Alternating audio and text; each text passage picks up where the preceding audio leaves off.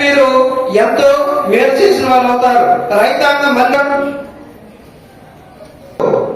10 రకాల medicinal plants ఆకు తీసుకొని ఎక్స్ట్రాక్ట్ తీసి ఆ ఎక్స్ట్రాక్ట్ ని వడపోసి ఆ కషాయం ఇది 2 కలిపి ఒక రకమైన బూస్టర్ తయారు చేశాం. ఆ బూస్టర్ ఏంటంటే ఫెర్టిలైజర్ బూస్టర్, ఆర్గానిక్ బూస్టర్ పేరు పెట్టారు. దాని పేరు 10 రకాల మెడిసినల్ ప్లాంట్స్. అంటే ఏంటో మెడిసినల్ ప్లాంట్ పక్కన వాటికి ఎప్పుడు లీటర్ల కోసాలు కొట్టాలండి. ప్రతి 15 రోజులు కోసాలు దానిలో ఉన్న పని అంటే స్ప్రే చేయాలి. బస్తాలు దిగుబడి వచ్చింది. అర్థమైందా? రెండోది ఏంటంటే ఆ పంటకి తెగులు చుట్టూ ఉన్న పంటలన్నిటికీ కూడా అగ్గి తెగులని దోమపోటని వచ్చింది, కానీ ఆ పంటకి తెగులు పెట్టుబడి కూడా వేస్ట్ అవుతుంది. అప్పుడు పెట్టినట్లయితే ఆ విత్తనాలు చాలా వేగంగా జర్మినేట్ అవుతాయి.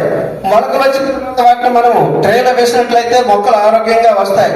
ఆ మొక్కలకి స్ప్రే కొట్టారనుకోండి, ఈ బూస్ట్ అయితే చాలా వేగంగా ఆరోగ్యంగా బాగా. అలాంటి కూరగాయలు తినడం వల్ల మన బాడీలో పెస్టిసైడ్స్ అన్ని కూడా పోగైపోయి బయో మ్యాగ్నిఫికేషన్ తెలుసు కదా.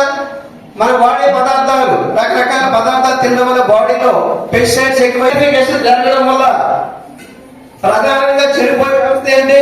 నాడీ వ్యవస్థ, న్యూరాన్ డిగ్రేడేషన్ అంటాం దాన్ని.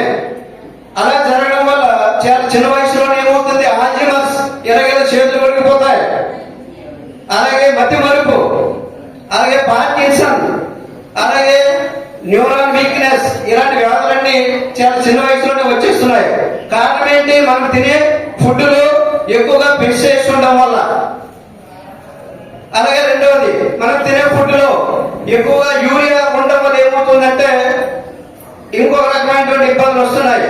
కాబట్టి మనం ఏ ఫుడ్ తీసుకున్నా సరే ఆ ఫుడ్లో రకరకాల పొల్యూటెంట్స్ ఉంటాయి. ఈ పొల్యూటెంట్స్ ఈ ఫుడ్ ఎలా మరి మనం సంపాదించగలం? ఏదైనా మార్గం ఉందా? బ్రహ్మాండమైన మార్గం ఉంది. ఈ సంవత్సరం